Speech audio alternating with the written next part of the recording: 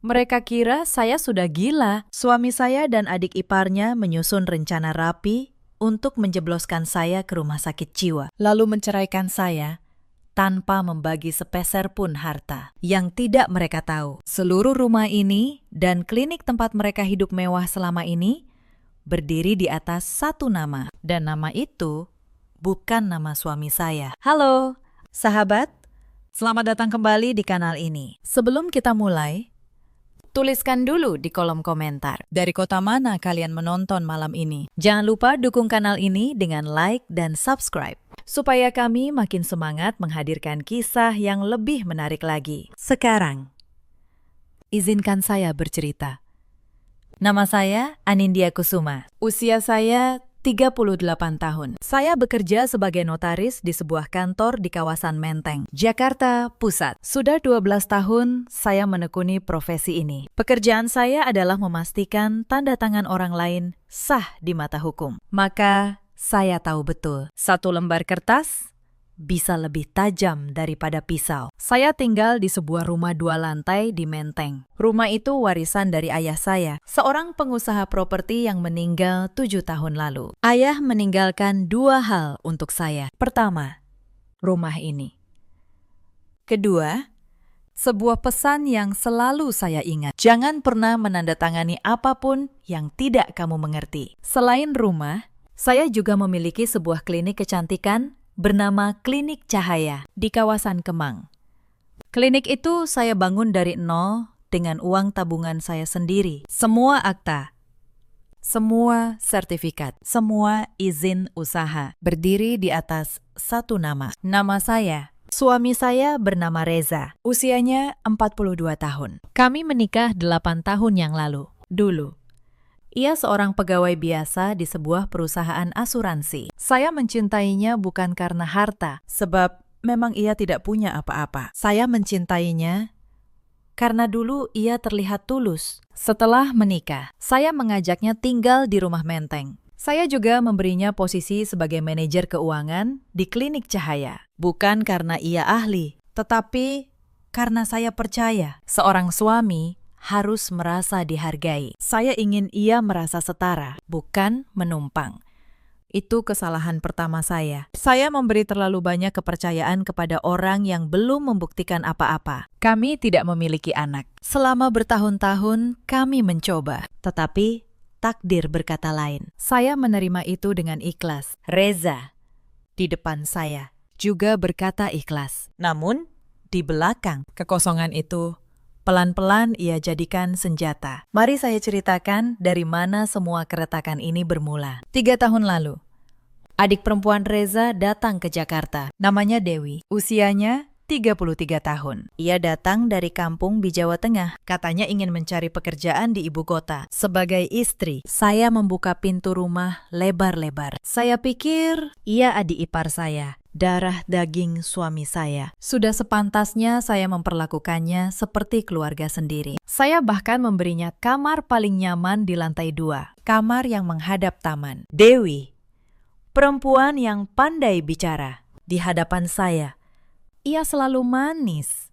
Mbak Anindya ini, Mbak Anindya itu, ia memuji masakan saya, memuji rumah saya, memuji segala hal. Namun ada satu hal yang sejak awal membuat saya tidak nyaman. Matanya. Saat ia memuji rumah saya, matanya tidak sedang mengagumi, matanya sedang menghitung. Saya mengabaikan firasat itu. Saya pikir saya hanya terlalu curiga. Bulan demi bulan berlalu. Dewi tidak juga mencari pekerjaan. Ia justru semakin betah. Ia mulai mengatur isi rumah, memindahkan perabot, mengganti tirai. Suatu hari, saya pulang dan mendapati foto pernikahan saya di ruang tamu sudah diturunkan.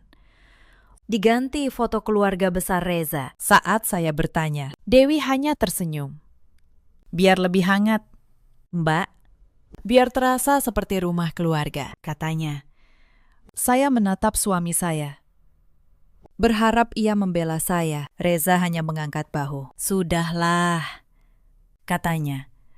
Itu cuma foto. Cuma foto? Begitu katanya. Padahal saya tahu, itu bukan soal foto. Itu soal siapa yang merasa berhak atas rumah ini. Sejak hari itu, saya mulai merasa seperti tamu di rumah saya sendiri. Rumah yang setiap batu batanya dibeli dengan keringat ayah saya. Klinik yang menghidupi mereka semua dibangun dengan tangan saya. Namun pelan-pelan, saya didorong ke pinggir, ke sudut, ke tempat di mana suara saya tidak lagi didengar. Dan malam itu, saat saya berbaring memunggungi suami yang sudah tertidur pulas, saya belum tahu satu hal. Saya belum tahu bahwa di kamar sebelah, rencana untuk menghapus saya dari hidup mereka baru saja dimulai. Keanehan pertama datang dengan cara yang halus. Begitu halus sehingga saya hampir tidak menyadarinya. Suatu sore, saat kami makan malam bersama beberapa kerabat Reza, suami saya tiba-tiba berkata dengan nada prihatin, "Akhir-akhir ini istri saya sering lupa," katanya. Kemarin, ia bahkan lupa sudah mematikan kompor. Untung saya yang menemukan. Saya terdiam. Saya tidak pernah lupa mematikan kompor. Saya ingin membantah. Tetapi semua mata di meja itu sudah menatap saya dengan kasihan. "Kasihan, ya, Mbak masih muda kok pelupa," kata salah seorang kerabat.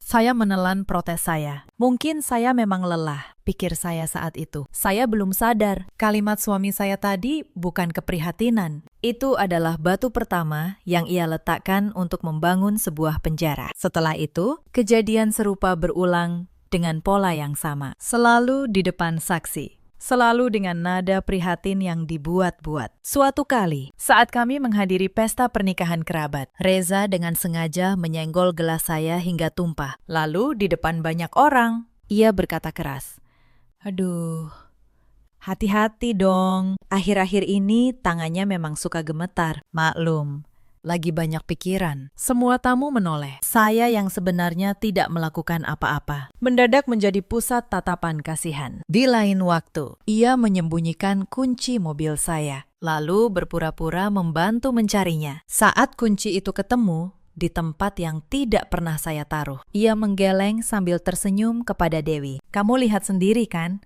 katanya. Makin parah. Saya mulai paham polanya. Mereka tidak butuh saya. Benar-benar sakit. Mereka hanya butuh cukup banyak orang yang percaya saya sakit. Sebab di pengadilan nanti yang menentukan bukan kenyataan, melainkan kesaksian. Dan mereka sedang rajin menanam kesaksian palsu itu, satu demi satu, di benak setiap orang yang kami temui. Saya tidak melawan saat itu. Melawan justru akan memperkuat cerita mereka. Bila saya marah, mereka akan berkata, "Lihat, dia mudah emosi." Bila saya menangis, mereka akan berkata, "Lihat, dia tidak stabil." Maka saya memilih diam. Diam yang dingin. Diam yang sedang menghitung. Beberapa hari kemudian, Dewi mulai ikut bermain. Pagi itu, saya menyeduh teh seperti biasa. Saya meletakkannya di meja, lalu pergi sebentar ke kamar mandi. Saat kembali, teh itu sudah ada di tempatnya. Saya meminumnya. Setengah jam kemudian, kepala saya berputar hebat. Pandangan saya kabur. Saya jatuh terduduk di lantai dapur. Dewi langsung muncul, seolah sudah menunggu. Ia memekik memanggil Reza. "Mbak Anindya pingsan lagi," teriaknya. Lagi. Padahal itu pertama kalinya saya jatuh. Namun kata lagi itu diucapkan begitu lancar, seolah sudah dilatih. Saya tidak tahu apa yang mereka campurkan ke dalam teh saya. Yang saya tahu sejak hari itu, kejadian seperti itu berulang. Selalu di pagi hari, selalu setelah saya minum sesuatu yang disiapkan Dewi, dan selalu ada saksi yang kebetulan hadir. Saya mulai curiga, namun saya tidak punya bukti. Yang saya punya hanya firasat, dan firasat tidak berlaku di pengadilan. Saya tahu itu, karena saya bekerja dengan hukum setiap hari. Puncak dari sandiwara mereka datang pada suatu minggu. Reza mengundang seorang pria ke rumah. Ia memperkenalkannya sebagai dokter. Kenalan lama katanya. Dokter itu duduk di ruang tamu, mengajak saya bicara dengan nada yang terlalu lembut. Pertanyaannya aneh. Apakah saya sering merasa sedih? Apakah saya pernah mendengar suara-suara? Apakah saya merasa ada yang ingin mencelakai saya? Saya menjawab dengan tenang. "Saya seorang notaris," kata saya. "Saya menghadapi orang setiap hari dalam keadaan sehat walafiat. Namun, semakin tenang saya menjawab. Semakin dokter itu mengangguk-angguk sambil mencatat. Seolah ketenangan saya pun adalah gejala penyakit. Saat dokter itu pamit, saya mendengar Reza mengantarnya ke pintu. Mereka berbisik. Saya hanya menangkap beberapa patah kata. Surat keterangan, secepatnya. Dan satu kata yang membuat dada saya dingin. Sakit jiwa. Malam itu saya tidak bisa tidur. Saya akhirnya mengerti. Ini bukan tentang teh. Bukan tentang kompor. Ini tentang sebuah surat keterangan yang akan menyatakan saya tidak waras. Dan dengan surat itu, mereka bisa melakukan apa saja. Menceraikan saya, menguasai harta saya, bahkan mengurung saya. Tetapi mereka lupa satu hal. Mereka lupa siapa saya. Mereka pikir mereka sedang menjebak seorang istri lemah yang mudah ditakuti. Padahal, mereka sedang berhadapan dengan seorang notaris yang tahu persis bagaimana sebuah dokumen dibuat dan bagaimana sebuah dokumen bisa dipatahkan. Keesokan harinya, saya berpura-pura kalah. Saya mulai bersikap seperti yang mereka inginkan. Saya banyak diam, saya menunduk. Saya membiarkan mereka berpikir bahwa racun yang mereka taburkan mulai bekerja. Sementara di dalam, otak saya berputar lebih cepat daripada sebelumnya. Saya tahu, langkah pertama mereka pasti mengincar dokumen, sertifikat rumah, akta klinik, tanpa kertas-kertas itu. Klaim mereka tidak ada artinya. Maka, saya bergerak lebih dulu. Suatu siang, saat rumah kosong, saya membuka lemari besi di kamar kerja saya. Saya mengeluarkan semua dokumen asli. Sertifikat rumah menteng, akta pendirian klinik cahaya, buku tabungan. Semua surat yang membuktikan bahwa segala yang mereka injak hari ini adalah milik saya seorang. Saya membungkusnya rapi, lalu saya membawanya keluar dari rumah, ke satu tempat yang paling aman yang saya tahu. Saya menitipkannya di kantor seorang sahabat lama, Pak Tono. Seorang pengacara yang sudah saya percaya sejak masa kuliah. Di lemari besi rumah, saya hanya meninggalkan fotokopi. Fotokopi yang tampak asli bagi mata yang tidak teliti. 3 hari kemudian, dugaan saya terbukti. Tengah malam, saya terbangun karena mendengar suara di kamar kerja. Saya mengintip dari celah pintu. Reza sedang membongkar lemari besi. Tangannya gemetar membuka map demi map. Saya melihat wajahnya saat ia menemukan dokumen-dokumen itu. Ia tersenyum penuh kemenangan. Ia mengira ia sudah memegang nyawa harta saya di tangannya. Ia tidak tahu. Yang ia genggam hanya kertas tanpa nilai. Yang asli sudah jauh di luar jangkauannya. Saya kembali ke tempat tidur dengan tenang. Untuk pertama kalinya dalam berminggu-minggu, saya tidur nyenyak. Mereka sedang sibuk menggali lubang, dan mereka tidak tahu.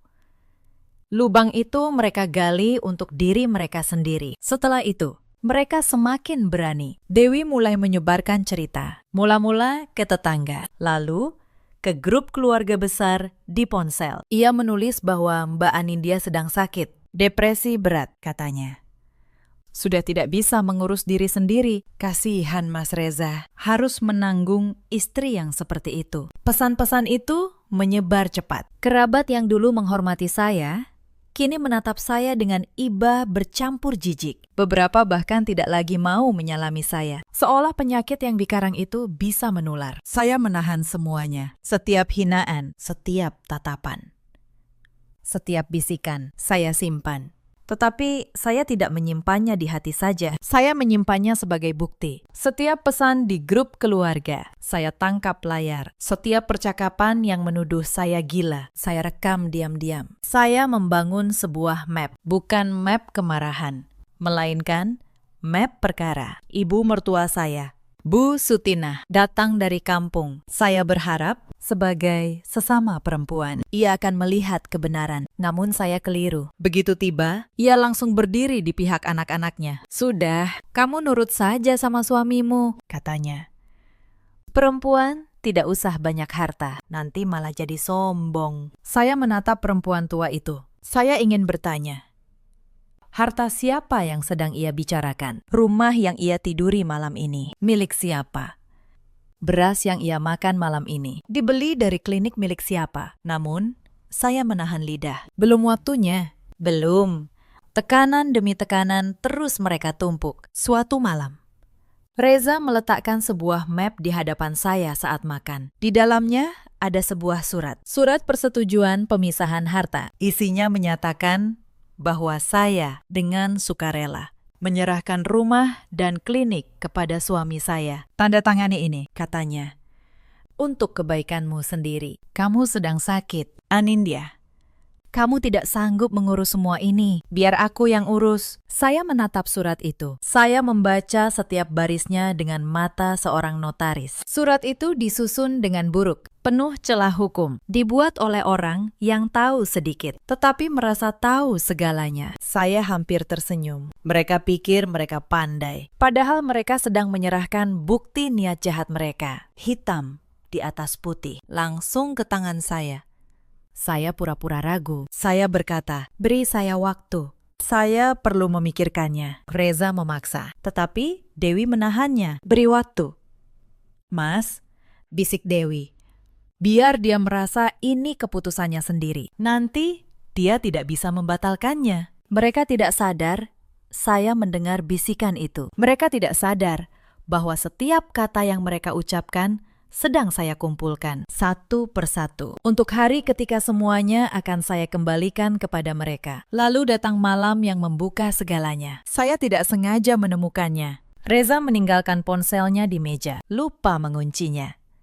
Sebuah pesan masuk dari Dewi. Saya melihatnya tanpa berniat. Namun begitu, membaca baris pertama, saya tidak bisa berhenti. Pesan Dewi berbunyi, begitu surat keterangan sakit jiwanya keluar, kita langsung daftar cerai. Hakim pasti percaya. Setelah itu, rumah dan klinik jadi punya kita. Dia tidak akan bisa apa-apa. Dia kan sudah dicap gila. Lalu balasan Reza, iya. Sabar, sedikit lagi. Dokter bilang suratnya 3 hari lagi jadi. Setelah itu, kita bebas. Dia sudah tidak berguna buat aku. Tidak berguna. 2 kata itu menghantam saya lebih keras daripada tamparan manapun. 8 tahun pernikahan.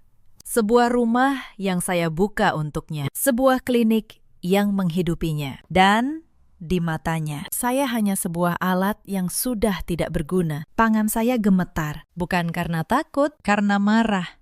Namun saya tidak berteriak.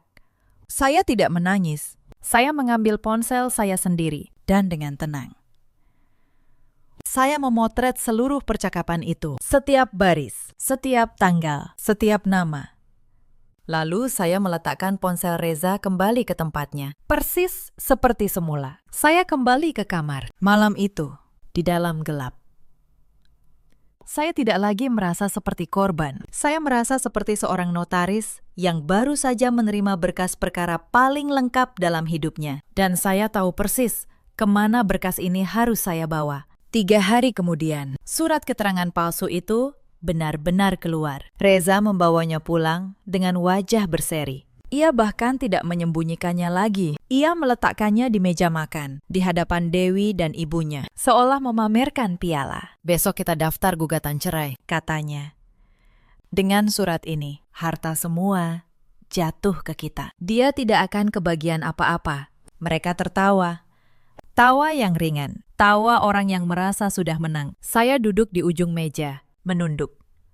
Memainkan peran perempuan kalah yang mereka inginkan. Di dalam dada saya, jantung saya berdetak tenang dan teratur. Sebab saya tahu sesuatu yang tidak mereka tahu. Esok hari, mereka akan pergi ke pengadilan, membawa selembar surat palsu. Sementara saya sudah selama berminggu-minggu menyiapkan sesuatu yang jauh lebih kuat. Bukan satu surat, melainkan sebuah berkas lengkap yang disusun oleh tangan seorang notaris dan seorang pengacara. Berkas yang akan mengubah mereka dari penggugat menjadi terdakwa. Malam itu saya menutup mata dengan satu pikiran. Mereka mengira besok adalah hari kemenangan mereka. Mereka tidak tahu, besok adalah hari ketika seluruh istana kebohongan mereka akan runtuh, menimpa kepala mereka sendiri. Sebelum hari pengadilan tiba, saya masih punya satu pekerjaan. Saya harus memastikan Bukti saya tidak bisa dipatahkan. Sebuah tangkapan layar saja tidak cukup. Pengacara manapun bisa berkata bahwa percakapan itu direkayasa. Saya butuh lebih. Saya butuh sumbernya. Saya butuh suara mereka sendiri. Di klinik cahaya, saya memasang sistem kamera sejak klinik itu berdiri. Kamera itu merekam suara dan gambar yang tidak diketahui Reza. Sebagai manajer keuangan, ia sering membawa Dewi ke ruang kerjanya di klinik untuk berbicara, karena mengira tempat itu lebih aman daripada rumah. Mereka tidak tahu. Ruangan itu justru tempat paling tidak aman bagi rahasia mereka. Saya membuka rekaman beberapa minggu terakhir, dan di sana terekam jelas percakapan mereka berkali-kali. Rencana mereka mencampur obat ke minuman saya. Rencana mereka membayar dokter palsu itu. Bahkan jumlah uang yang mereka janjikan kepada sang dokter, 20 juta rupiah. Terucap jelas dari mulut Reza sendiri. Saya menyalin semua rekaman itu. Saya menyerahkannya kepada Pak Tono. Pengacara tua itu menatap layar dengan rahang mengeras. "Anindya," katanya pelan, "ini bukan lagi soal cerai. Ini soal pidana, penipuan, pemalsuan surat, percobaan menghilangkan kebebasan seseorang. Mereka bisa masuk penjara." "Saya tahu," jawab saya. Saya memang ingin mereka tahu rasanya kehilangan kebebasan. Persis seperti yang mereka rencanakan untuk saya. Pak Tono menyusun strategi. Kami tidak akan menyerang lebih dulu. Kami akan membiarkan mereka melangkah ke pengadilan, membawa surat palsu mereka, mengucapkan kebohongan mereka di bawah sumpah. Baru setelah itu, kami akan membuka semuanya. Sebab kebohongan yang diucapkan di depan hakim bukan lagi sekadar kebohongan. Itu adalah keterangan palsu di bawah sumpah. Dan itu menambah berat dosa mereka. Saya pulang malam itu dengan satu perasaan yang sudah lama tidak saya rasakan. Tenang. Bukan tenang seorang korban. Tenang seorang yang tahu palu sudah ada di tangannya dan tinggal menunggu waktu untuk diayunkan. Pagi hari sidang pertama. Rumah riuh oleh kegembiraan mereka. Dewi sibuk merias diri, seolah hendak pergi ke pesta. Bu Sutina mengenakan baju terbaiknya. Reza memakai jas. Jas yang dibeli dengan uang dari klinik saya. Mereka berangkat dengan mobil yang juga atas nama saya, menuju pengadilan. Untuk merebut segala yang mereka kira sudah hampir jatuh ke tangan mereka. Saya berangkat terpisah, bersama Pak Tono. Di sepanjang jalan, saya tidak banyak bicara. Saya hanya memandangi map tebal di pangkuan saya. Map yang berisi setiap kepingan kebenaran yang mereka kira sudah berhasil mereka kubur. Di ruang sidang, mereka duduk di kursi penggugat dengan dada membusung. Pengacara mereka, seorang pria muda yang tampak terlalu percaya diri, mulai membacakan gugatan. Ia berkata bahwa klien mereka, Reza, terpaksa menggugat cerai karena istrinya menderita gangguan jiwa berat. Ia menyerahkan surat keterangan dokter sebagai bukti. Ia meminta agar seluruh harta bersama, termasuk rumah dan klinik, diserahkan kepada kliennya demi keselamatan sang istri yang katanya sudah tidak mampu mengurus diri. Saya mendengarkan semua itu tanpa berkedip. Saya membiarkan setiap kebohongan terucap. Saya membiarkan mereka menggali lubang itu sedalam-dalamnya. Hakim menoleh kepada saya. "Apakah saudari Anindya didampingi pengacara?" tanyanya. Pak Tono berdiri. "Ya, Yang Mulia," katanya tenang.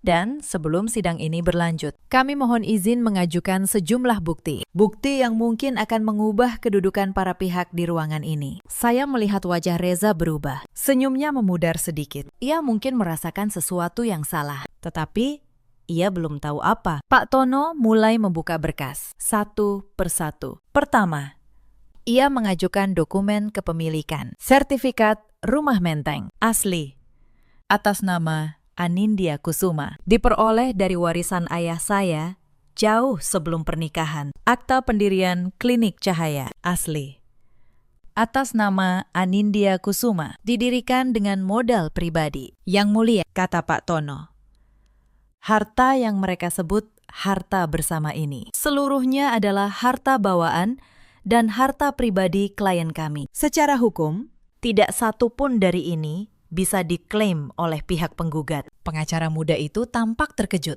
Ia jelas tidak diberitahu fakta ini oleh kliennya. Reza memang tidak pernah mengatakan yang sebenarnya, bahkan kepada pengacaranya sendiri. Kedua, Pak Tono mengangkat surat keterangan dokter yang mereka ajukan. Yang mulia, izinkan kami menghadirkan fakta tentang dokter yang menandatangani surat ini. Ia lalu menyerahkan dokumen yang membuktikan bahwa pria itu bukan dokter spesialis kejiwaan. Izin prakteknya bahkan sudah dicabut 2 tahun lalu. Surat ini, kata Pak Tono, adalah surat palsu yang dibuat oleh orang yang tidak berwenang. Ruangan mulai berbisik. Wajah Reza memucat. Lalu Pak Tono mengangkat suaranya sedikit. Dan untuk membuktikan bahwa ini bukan kelalaian, melainkan rencana yang disusun dengan sengaja, izinkan kami memutar sebuah rekaman. Ia menekan tombol, dan dari pengeras suara ruang sidang terdengar suara Reza sendiri. Suaranya jelas,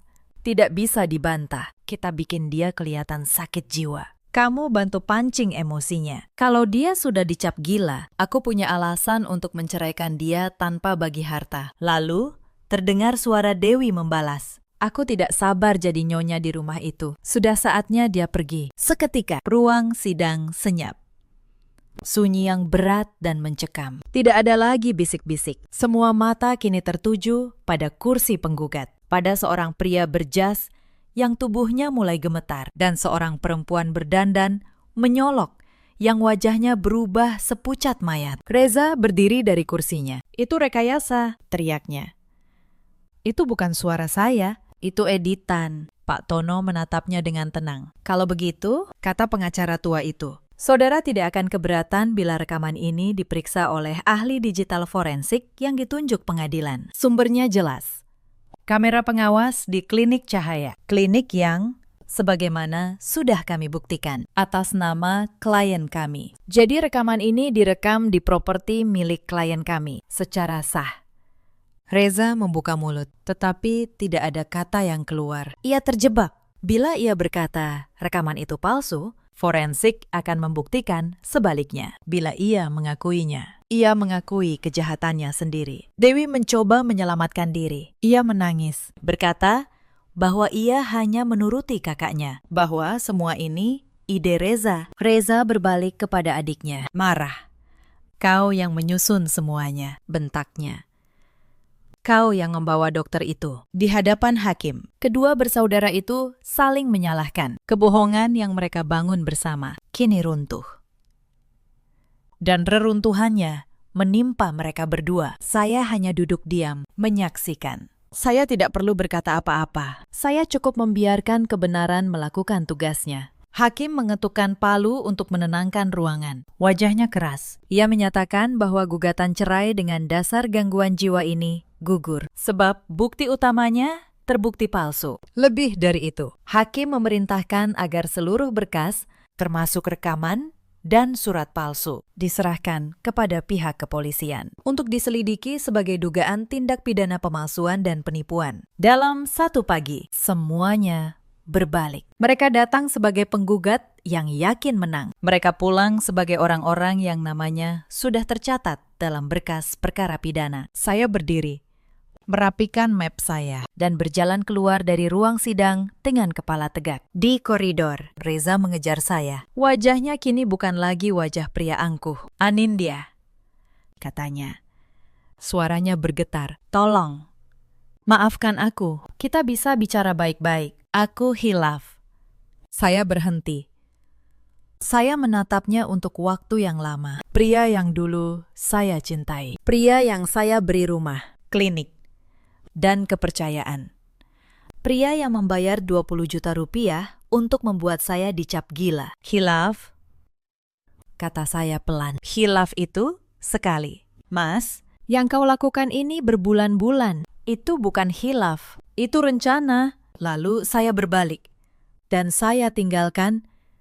Ia berdiri sendirian di koridor itu. Saya tidak menoleh lagi, sebab di belakang saya tidak ada lagi yang tersisa untuk saya tata. Hanya reruntuhan dari kebohongan yang mereka bangun sendiri. Aftermath dari pagi itu datang seperti air bah yang tidak bisa dibendung. Penyelidikan kepolisian berjalan cepat, sebab buktinya sudah terlampau lengkap. Rekaman suara, surat palsu, Tangkapan layar percakapan. Semua menumpuk menjadi satu berkas yang tidak mungkin dibantah. Dokter palsu itu adalah yang pertama ditangkap. Di hadapan penyidik, ia tidak banyak melawan. Ia mengakui telah menerima uang untuk menandatangani surat keterangan gangguan jiwa terhadap seseorang yang bahkan tidak pernah ia periksa dengan benar. Ia juga menyebut nama orang yang membayarnya, Reza.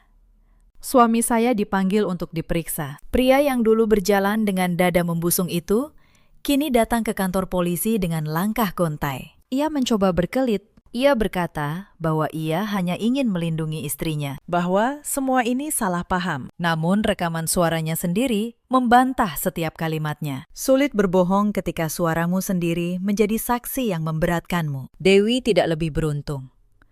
Tangkapan layar percakapannya, di mana ia dengan jelas merencanakan untuk mengusir saya dan menguasai rumah, menjadi bukti yang tidak terbantahkan. Ia mencoba bermain sebagai korban. Ia menangis di depan penyidik, berkata bahwa ia hanya perempuan kampung yang ikut-ikutan. Namun penyidik sudah membaca pesannya sendiri. Pesan yang penuh perhitungan, penuh rencana. Air mata tidak bisa menghapus kata-kata yang sudah tertulis. Sementara proses hukum berjalan. Kehidupan di rumah Menteng berubah total. Saya kembali mengambil alih rumah saya. Hal pertama yang saya lakukan adalah meminta Dewi dan Bu Sutina meninggalkan rumah itu. Secara hukum, saya berhak penuh. Rumah itu atas nama saya, dan tidak satupun dari mereka punya dasar untuk tinggal lagi. Bu Sutina, yang dulu berkata, perempuan tidak usah banyak harta, kini berdiri di depan pintu dengan koper di tangan.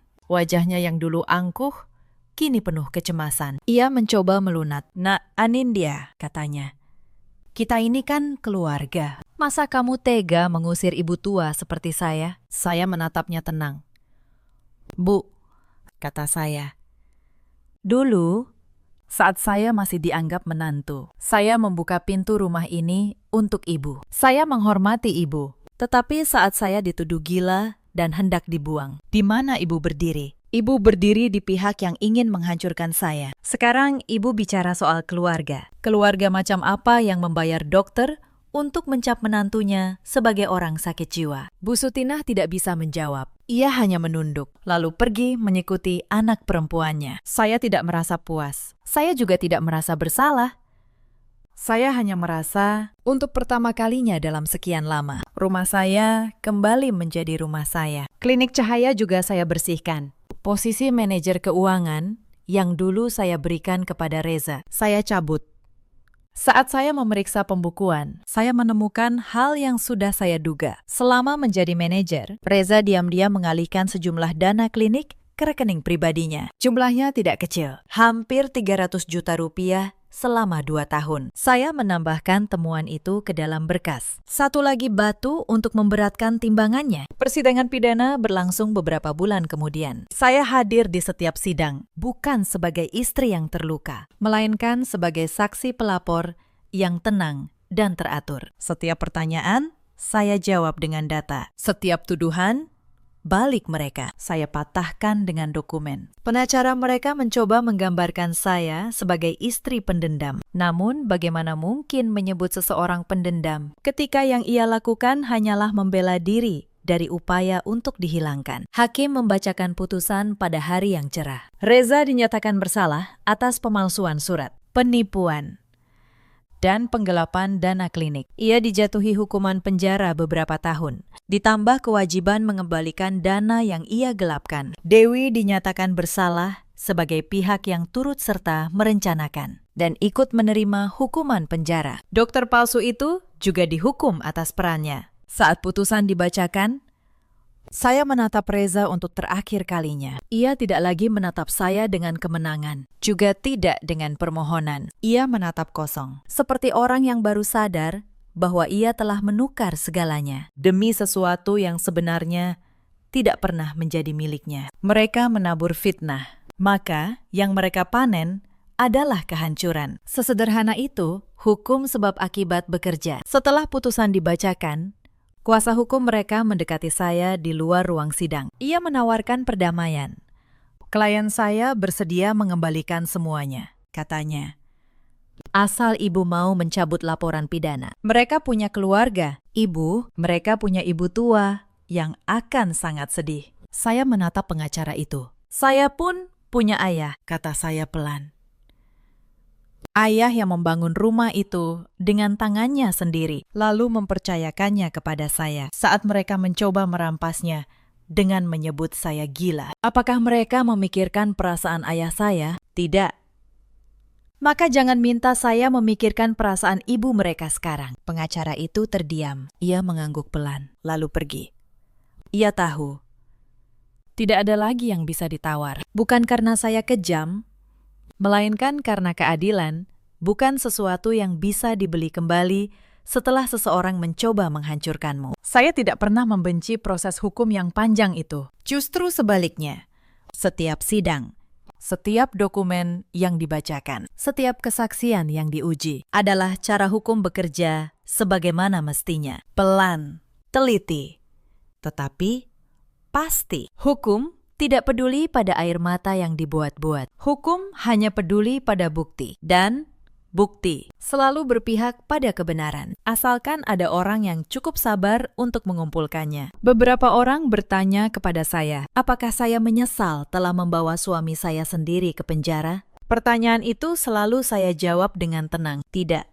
Saya tidak menyesal. Yang saya bawa ke pengadilan bukan suami saya. Suami yang saya cintai sudah lama mati, jauh sebelum sidang itu. Yang saya hadapkan ke meja hijau adalah seseorang yang dengan sengaja, dengan rencana, mencoba mengubur saya hidup-hidup demi harta yang bukan haknya. Belas kasihan adalah hal yang indah. Namun belas kasihan yang diberikan kepada orang yang sedang berusaha menghancurkanmu, itu bukan kebaikan. Itu adalah bunuh diri yang pelan. Setelah semua selesai, saya menjual rumah menteng. Bukan karena saya kalah, melainkan karena saya tidak ingin lagi tidur di tempat yang dindingnya pernah menyaksikan pengkhianatan sedalam itu. Saya membeli sebuah apartemen yang tenang, dengan jendela besar menghadap kota. Tempat di mana tidak ada satupun orang yang berani lagi mendikte hidup saya. Klinik cahaya saya kembangkan. Kini ada 3 cabang. Saya mempekerjakan banyak perempuan, terutama perempuan-perempuan yang pernah dianggap remeh, pernah dianggap tidak berguna. Persis seperti label yang dulu hendak mereka tempelkan pada saya. Saya ingin mereka tahu, nilai seorang perempuan tidak ditentukan oleh seberapa patuh ia kepada orang yang menindasnya. Dewi, setelah keluar dari masa tahanannya, sempat mendatangi saya. Ia berdiri di depan kantor saya dengan pakaian lusuh. Wajahnya yang dulu penuh perhitungan, kini hanya menyisakan kelelahan. Ia menangis, memohon agar saya memberinya pekerjaan apa saja, bahkan menjadi pembantu sekalipun. Mbak, katanya, saya tidak punya siapa-siapa lagi. Tolong, kasihani saya. Saya menatapnya dari balik meja saya. Saya teringat hari ketika ia menurunkan foto pernikahan saya. Saya teringat suaranya di rekaman, mengatakan ia tidak sabar mengusir saya. Saya teringat air matanya yang dulu, yang ternyata hanya alat. Dewi, kata saya akhirnya, dulu kamu ingin menjadi nyonya di rumah saya dengan cara membuang saya. Sekarang kamu datang meminta tempat berteduh. Hidup memang punya cara sendiri untuk menyeimbangkan segalanya. Tetapi, tempat berteduh yang kamu cari tidak ada di sini. Pintu saya tertutup untukmu. Sama tertutupnya seperti hatimu dulu saat kamu memutuskan untuk menghancurkan saya. Lalu saya meminta petugas mengantarnya keluar dengan sopan. Saya tidak berteriak, saya tidak menghina. Saya hanya menutup satu pintu yang memang seharusnya tertutup, dan saya tidak pernah membukanya lagi. Saya ingin kembali sejenak ke hari-hari ketika saya masih hidup di bawah tekanan mereka. Sebab kemenangan di pengadilan itu tidak datang dengan mudah. Sebelum sampai ke sana, ada banyak malam ketika saya hampir menyerah. Banyak pagi ketika saya bangun dan bertanya kepada diri sendiri, apakah saya benar-benar masih waras? Atau jangan-jangan mereka berhasil membuat saya percaya pada kebohongan mereka? Itulah hal paling berbahaya dari fitnah yang diulang terus-menerus.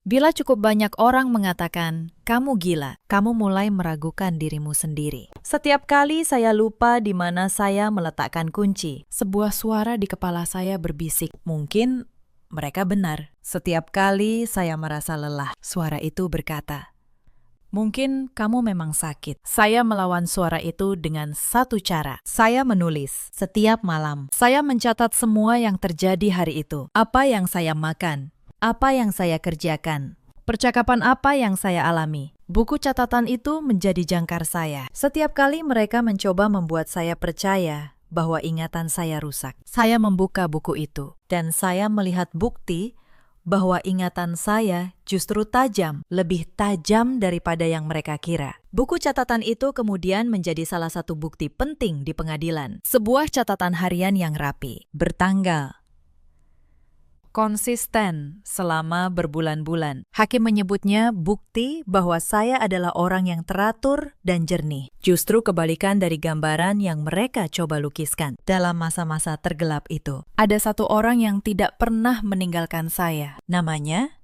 Mbak Asih. Ia pembantu yang sudah bekerja di rumah saya sejak zaman ayah saya masih hidup. Perempuan sederhana dari desa yang tidak banyak bicara, tetapi matanya melihat segalanya. Suatu malam, saat saya sedang sendirian di dapur, Mbak Asih mendekat. Ia berbisik, takut terdengar. "Bu," katanya. Saya melihat Mbak Dewi memasukkan sesuatu ke teh ibu kemarin pagi. Saya tidak berani bilang, takut mereka usir saya. Tapi saya tidak tega melihat ibu seperti ini. Kata-kata itu menyelamatkan kewarasan saya. Untuk pertama kalinya, saya tahu firasat saya bukan hayalan. Ada orang lain yang melihatnya. Saya tidak gila. Saya sedang diracun. Pelan-pelan. Oleh orang-orang yang tinggal di bawah atap saya sendiri. Saya menggenggam tangan Mbak Asih. Saya berterima kasih kepadanya. Lalu, saya memintanya melakukan satu hal. Tetaplah bekerja seperti biasa. Jangan ubah apapun. Tetapi mulai sekarang, perhatikan. Lihat. Ingat. Suatu hari nanti, apa yang Mbak lihat akan menjadi penting. Mbak Asih mengangguk. Dan sejak hari itu, saya punya sepasang mata tambahan di dalam rumah saya sendiri. Saat sidang tiba, kesaksian Mbak Asih menjadi salah satu yang paling memberatkan. Sebab, tidak ada yang lebih meyakinkan daripada kesaksian seorang yang jujur, yang tidak punya kepentingan apapun selain kebenaran. Ada satu kejadian lagi yang tidak akan pernah saya lupakan. Suatu sore, Dewi mengadakan acara arisan di rumah. Ia mengundang banyak tetangga dan kerabat tanpa meminta izin saya. Saat itu, di depan semua tamu, ia sengaja mempermalukan saya. Ia berkata dengan suara keras, "Maaf ya semuanya, kakak ipar saya ini sedang sakit. Kadang ngomongnya suka ngawur. Jadi kalau dia bilang aneh-aneh, jangan dimasukkan ke hati." Semua tamu menatap saya dengan iba. Saya berdiri di tengah ruangan, di rumah saya sendiri, dipermalukan oleh perempuan yang menumpang hidup dari klinik saya. Darah saya mendidih. Namun,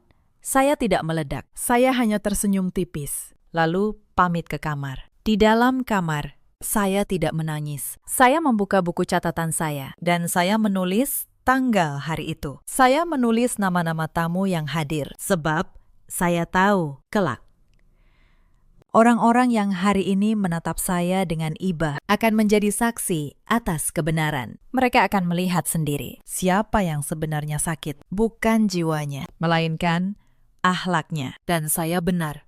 Setelah semuanya terbongkar, beberapa dari tamu itu datang menemui saya. Mereka meminta maaf karena dulu sempat percaya pada cerita Dewi. Saya menerima permintaan maaf mereka, sebab saya mengerti. Fitnah yang diucapkan dengan percaya diri memang mudah dipercaya. Itulah sebabnya fitnah begitu berbahaya. Dan itulah sebabnya kebenaran harus dibuktikan, bukan sekedar diteriakan. Sebelum rencana mereka mencapai puncaknya, mereka mencoba melemahkan saya dari sisi yang paling rapuh, uang. Sebagai manajer keuangan klinik, Reza punya akses ke beberapa rekening operasional. Suatu hari, saya mendapati kartu yang biasa saya gunakan untuk keperluan sehari-hari diblokir.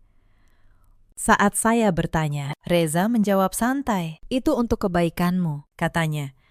"Kamu sedang tidak stabil. Tidak baik kamu pegang uang banyak.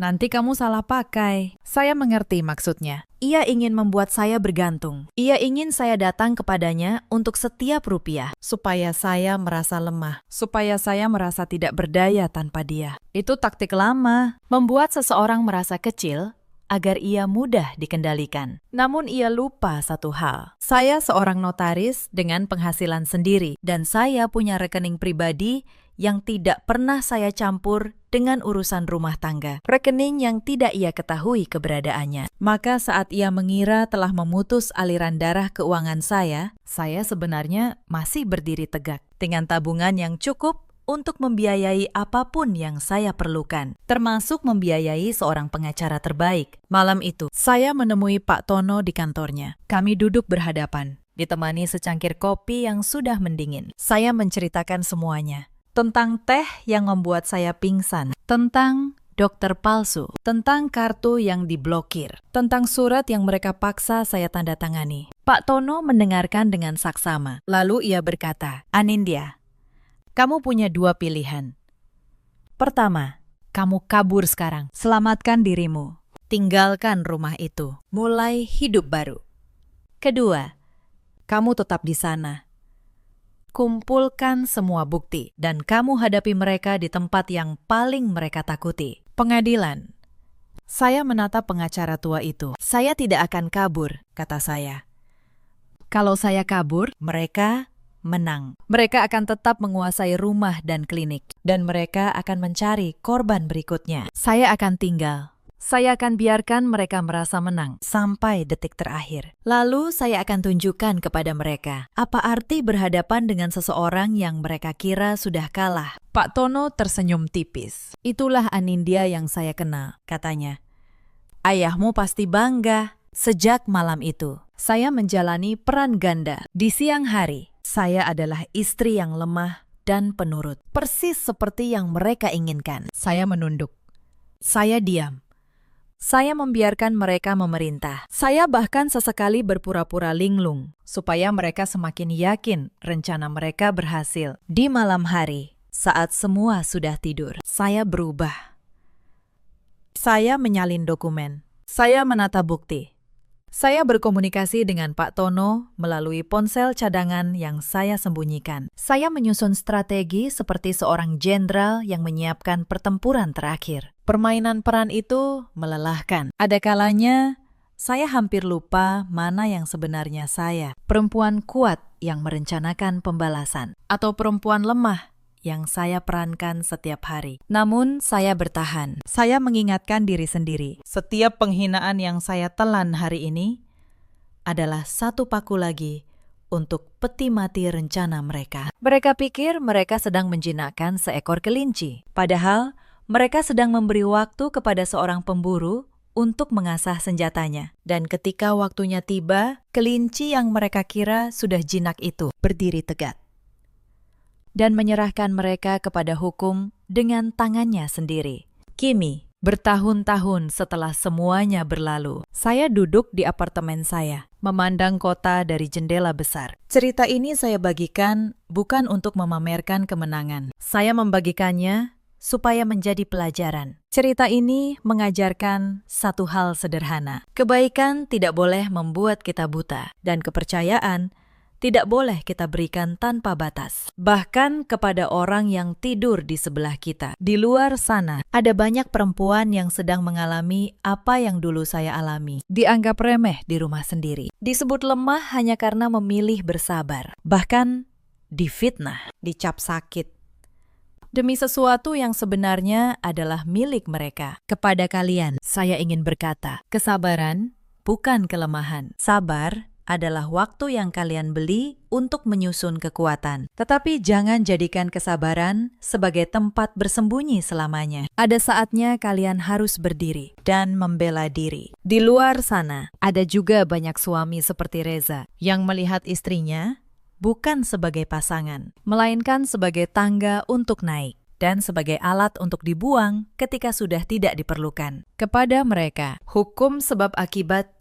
tidak pernah tidur. Apa yang ditabur, itu yang akan dituai. Dan di luar sana, ada pula orang-orang seperti Dewi yang masuk ke kehidupan orang lain dengan senyum manis. Lalu pelan-pelan mencoba mengambil alih segalanya. Kepada kalian yang menjadi tuan rumah, ingatlah, membuka pintu adalah kebaikan, tetapi menjaga rumah adalah kewajiban. Dalam hidup kita selalu punya pilihan. Kita bisa memilih menjadi korban yang menangisi nasibnya, atau menjadi orang yang bangkit dan menulis ulang akhir ceritanya sendiri. Saya memilih yang kedua. Dan hari ini, di apartemen yang tenang ini, dengan klinik yang berkembang, dan hidup yang sepenuhnya milik saya tahu saya memilih dengan benar. Tanda tangan saya tidak pernah bisa dipalsukan. Begitu pula nilai diri saya. Tidak ada seorang pun yang bisa menghapusnya, kecuali saya mengizinkannya. Dan saya tidak akan pernah lagi memberi izin itu kepada siapapun. Jika kisah ini menyentuh hati kalian, ceritakan pengalaman kalian di kolom komentar. Mungkin cerita kalian akan menjadi kekuatan bagi orang lain yang sedang berjuang dalam diam. Terima kasih sudah menemani sampai akhir. Sampai jumpa di kisah berikutnya. Makan saja sisa tulang itu. Perempuan miskin sepertimu memang hanya pantas makan dari lantai. Malam itu, di teras rumah mewah yang baru saja dibeli, ibu mertua saya melempar piring berisi sisa makan malam tepat ke kaki saya. Kuah dingin dan tulang ayam berserakan di lantai keramik. Di sebelahnya, suami saya hanya berdiri diam. Tangannya melingkar di pinggang seorang wanita muda bergaun merah. Mereka tertawa.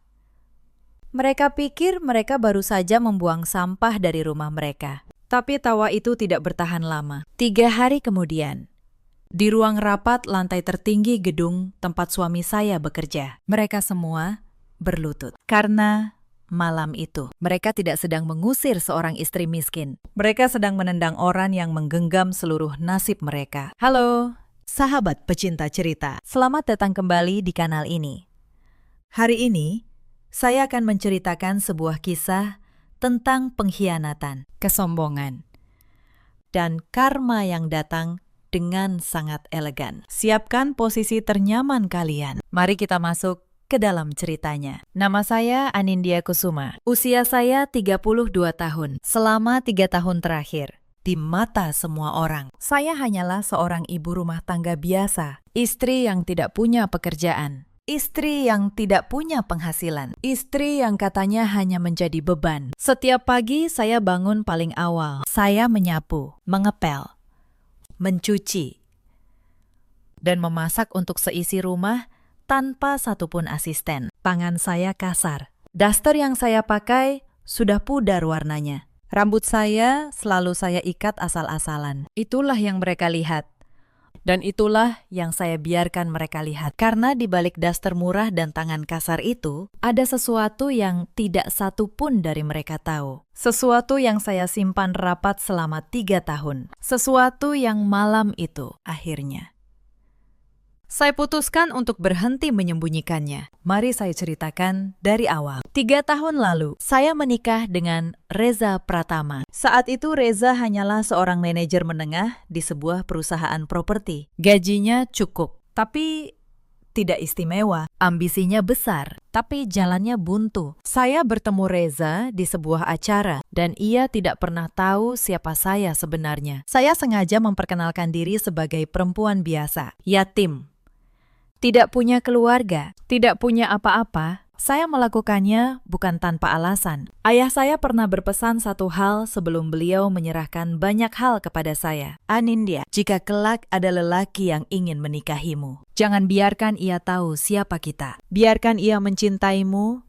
saat kau bukan siapa-siapa, karena hanya cinta seperti itu yang akan bertahan. Maka saya menuruti pesan itu. Saya menikah dengan Reza sebagai perempuan biasa. Saya ingin tahu, apakah ia mencintai saya atau hanya mencintai apa yang bisa saya berikan. Tahun pertama pernikahan kami sederhana, tapi hangat. Kami tinggal di rumah kontrakan kecil. Reza pulang kerja. Saya menyambutnya dengan masakan sederhana, ikan goreng, sayur asem, sambal terasi. Ia tersenyum, mencium kening saya, dan berkata bahwa ia tidak butuh apa-apa lagi. Saya percaya, saya benar-benar percaya. Tapi semua mulai berubah ketika ibu mertua saya, Bu Wandi, datang untuk tinggal bersama kami. Bu Wandi adalah perempuan yang mengukur manusia dari isi dompetnya. Sejak hari pertama, ia tidak pernah menyukai saya. Bagi beliau, saya tidak cukup baik untuk anaknya. Saya tidak punya keluarga terpandang. Saya tidak punya warisan. Saya tidak bisa berdandan menor dan tampil di pesta-pesta kelas atas. Reza itu anak hebat, katanya suatu kali. Di depan saya, tanpa rasa sungkan. Dia pantas dapat istri dari keluarga kaya, bukan perempuan tanpa asal-usul seperti kamu. Saya hanya diam. Saya sudah terbiasa. Lalu datanglah hari yang mengubah segalanya. Perusahaan properti tempat Reza bekerja diambil alih oleh sebuah grup besar. Manajemen baru masuk. Dan entah bagaimana, dalam waktu singkat, karier Reza melesat. Dari manajer menengah, ia naik menjadi kepala divisi. Lalu, dalam hitungan bulan, namanya masuk dalam daftar calon direktur. Reza pulang malam itu dengan wajah berbinar. Amin dia, katanya. Sebentar lagi, aku jadi direktur. Direktur. Kamu dengar, hidup kita akan berubah total. Saya tersenyum dan mengucapkan selamat. Tapi di dalam hati, ada sesuatu yang terasa dingin. Karena saya tahu sesuatu yang Reza tidak tahu. Saya tahu persis grup mana yang baru saja mengambil alih perusahaannya. Sejak Reza naik jabatan, ia berubah.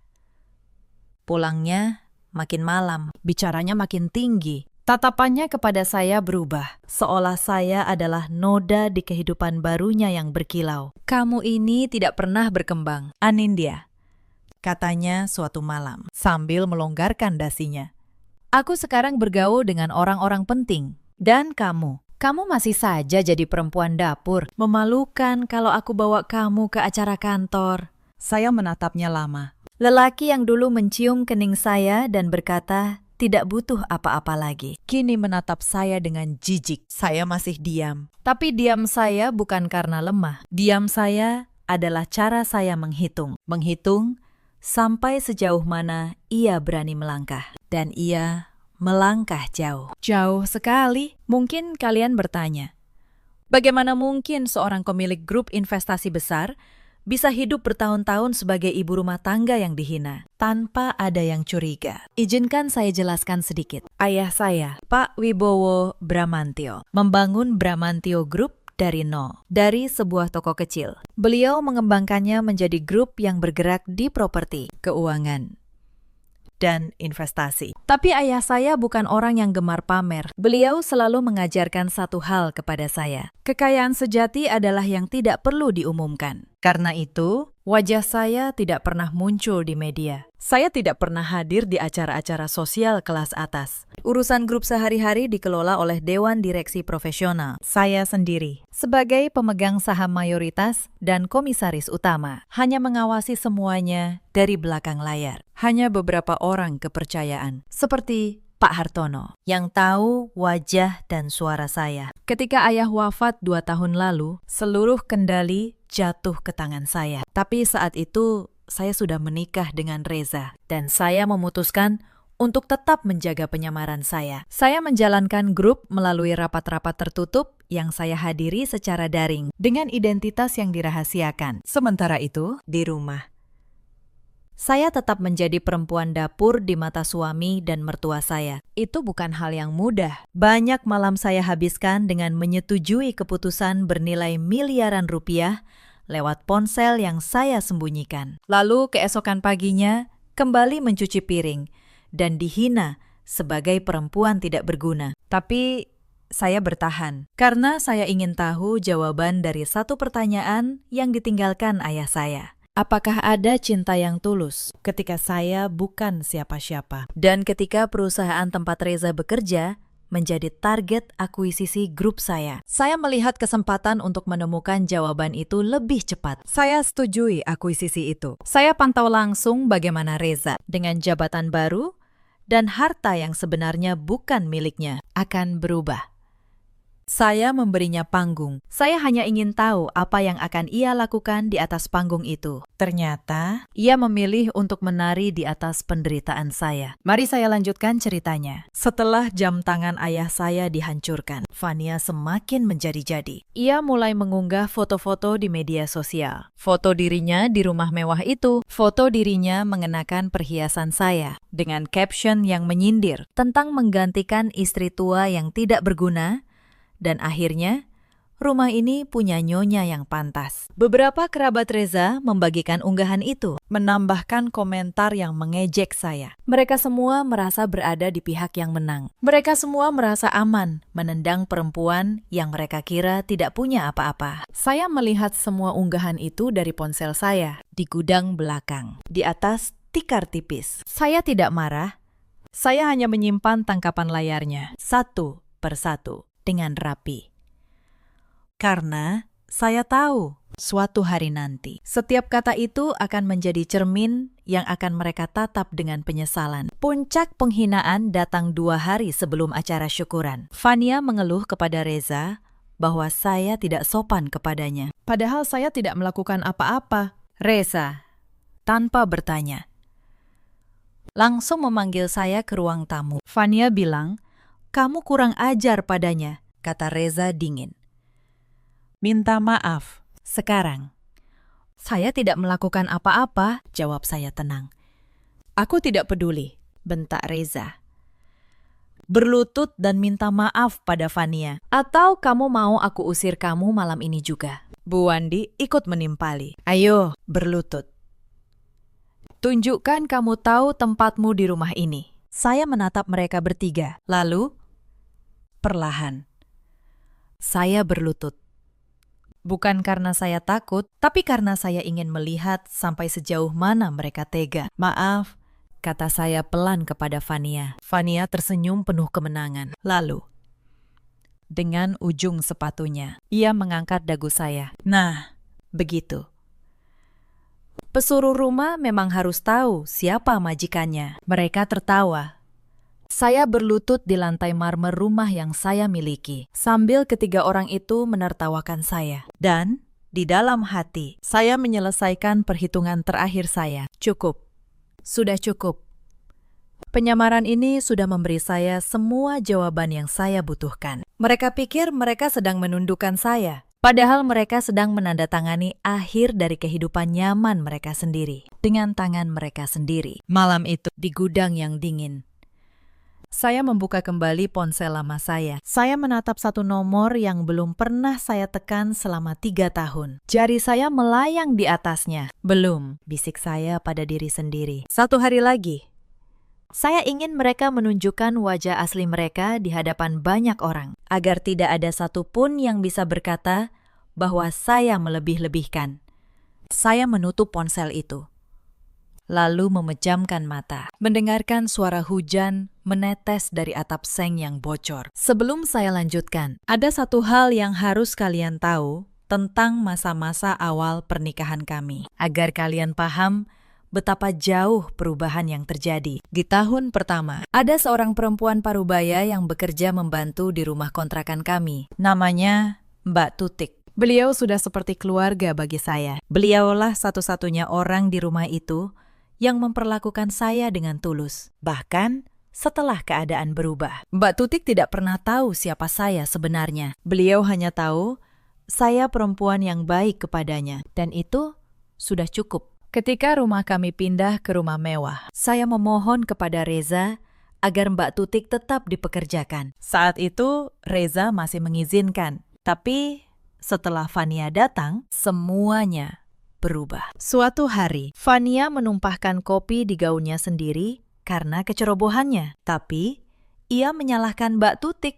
"Pembantu tua ini sengaja menyenggol aku," jeritnya. "Pecat dia." "Mas," Mbak Tutik mencoba menjelaskan, tapi tidak ada yang mendengarkan. Saya berdiri membela beliau. "Itu bukan salah Mbak Tutik. Saya melihatnya sendiri." Bu Wandi menampar meja. Kamu berani membela pembantu di depan calon menantuku? Sudah tahu diri sebagai siapa di rumah ini." Mbak Tutik akhirnya diberhentikan hari itu juga. Sebelum pergi, Beliau menggenggam tangan saya dan berbisik, "Nak, sabar ya. Mbak yakin, orang sebaik kamu pasti dijaga oleh yang di atas." Saya hanya tersenyum. Saya tidak bisa mengatakan apa-apa, tapi di dalam hati, saya berjanji, suatu hari Mbak Tutik akan saya jemput kembali. Dan saya menepati janji itu. Di akhir cerita nih. Setelah Mbak Tutik pergi, beban di pundak saya makin berat. Saya mengerjakan semua pekerjaan rumah seorang diri, untuk 4 orang. Di rumah sebesar itu. Suatu malam, saya kelelahan dan tertidur sebentar di sofa setelah membereskan dapur. Bu Wandi menemukan saya. Beliau menyiram saya dengan air dingin. "Bangun. Siapa yang mengizinkanmu tidur di sofa mahal ini? Kamu pikir kamu siapa?" bentak beliau. "Mulai malam ini, kamu tidur di gudang belakang. Sofa dan kamar di rumah ini bukan untuk perempuan rendahan." Maka malam itu, saya memindahkan barang-barang saya ke gudang kecil di belakang rumah. Ruangan sempit berisi tumpukan kardus dan perabot rusak. Saya menggelar tikar tipis di lantai dingin. Di atas saya, atap seng bocor meneteskan air hujan. Saya berbaring di sana. Di rumah yang dibeli dengan uang dari grup milik keluarga saya. Di tanah yang sertifikatnya berada di brankas kantor saya. Saya tersenyum getir dalam gelap. Ironi yang begitu pahit, tapi juga begitu jelas. Beberapa hari kemudian, datang sebuah acara keluarga besar. Kerabat Reza dari berbagai daerah berkumpul di rumah. Bu Wandi memamerkan Fania kepada semua orang sebagai calon istri baru Reza. Sementara saya disuruh melayani di dapur saat makan siang. Salah seorang bibi Reza bertanya, "Mana istrinya Reza yang dulu? Yang katanya pendiam itu?" Bu Wandi tertawa sambil menunjuk saya yang sedang membawa nampan. "Itu yang di sana. Sekarang sudah jadi pembantu. Memang dari sananya cuma pantas jadi babu." Seluruh ruangan tertawa. Saya berdiri di antara mereka, memegang nampan. Sementara puluhan pasang mata menatap saya dengan ejekan. Wajah saya panas, tapi saya tetap diam. Hanya satu orang yang tidak tertawa. Seorang anak kecil, keponakan Reza, yang menarik ujung daster saya dan berkata pelan, "Tante, kenapa mereka jahat sama Tante? Tante baik kok." Saya berlutut, mengusap kepala anak itu, dan tersenyum. "Tidak apa-apa.